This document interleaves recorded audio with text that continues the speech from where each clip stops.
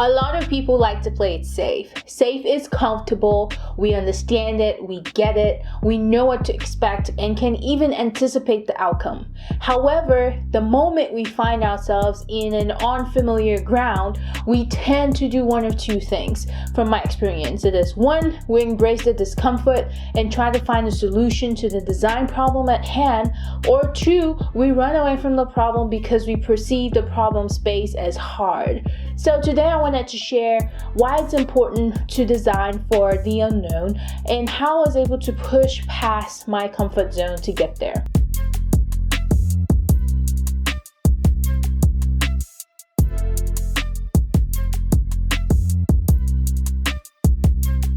Before we dive in, here is a little background on me.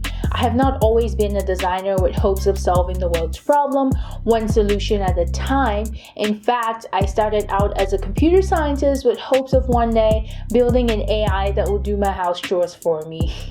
Yeah, you can tell, I didn't like doing house chores, but I want a clean house. When that didn't work out, mostly because I did not enjoy programming, I turned to data science and machine learning because I was fascinated by how data can be used to solve the world's problems. When I realized that I enjoyed analyzing data, but not so much just quantitative data, I also love talking to people, listening to their pain points, and building a solution that caters to that. The light bulb moment went off for me. I started out freelancing to make sure design is really what I wanted to do before landing a UX designer role that allowed me to grow and blossom into the product designer that I am today. So why am I sharing this story with you? So, well, one, you know that the techniques that I'm about to share today did not come natural. It was all learned, and you can find it helpful too. Before we dive into the techniques, first let's establish what I mean by designing for the unknown. This is basically designing for an unfamiliar problem domain, or a problem that is still evolving within its domain, or a problem with so many unknowns that we don't even know the unknowns. With this level of uncertainty, it's even harder to define the right problems to solve, and this should be expected to even have a higher potential for failure. So, how did I get comfortable with designing for the unknown? Well, first things first is practice. Starting out my professional career as a UX designer, I was open to finding a solution to whatever problem that needed defining and solving. I didn't shy away from a problem because it had so many unknowns, but instead I embraced the unknown with a learner's mindset until I found a workable solution. The more I got offered unknown problems, the more I got comfortable solving for the unknown. Now, doing so clearly stretched my talents as a designer. I became addicted to the process because it brought me so much fulfillment and joy to know that I'm helping someone or a business solve their complex customer problem. The reward for me was in the struggle and the victory at the end.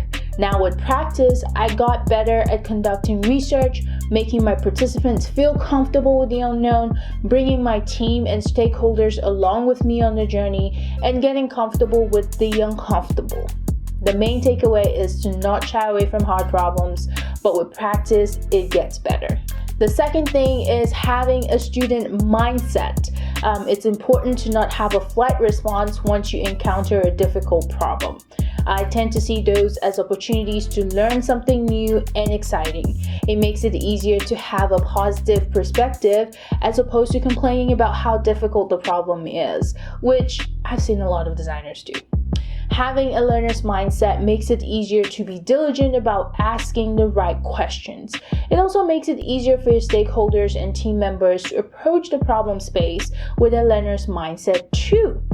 Now, for your team to approach the problem space with a learner's mindset, it's important to make this clear from the start.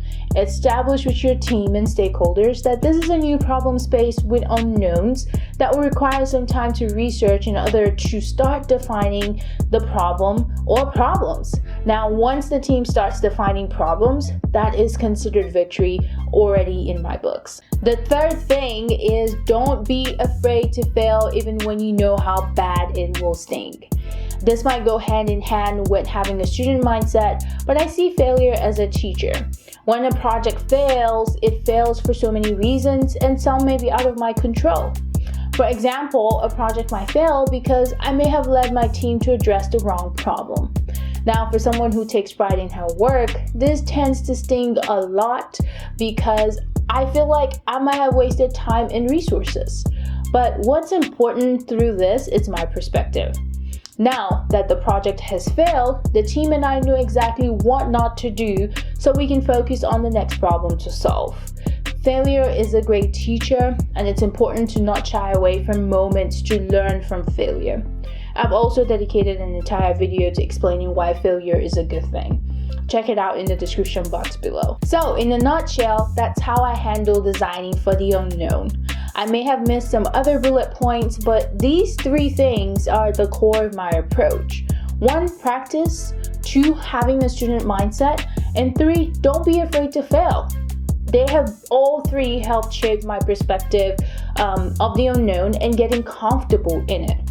Now, what have you found that works for you? Let me know in the comment section below, and maybe that would help me too. If you've learned something new, share the knowledge with others by hitting that share button. If you're interested in more content like this, let me know by giving the video a thumbs up.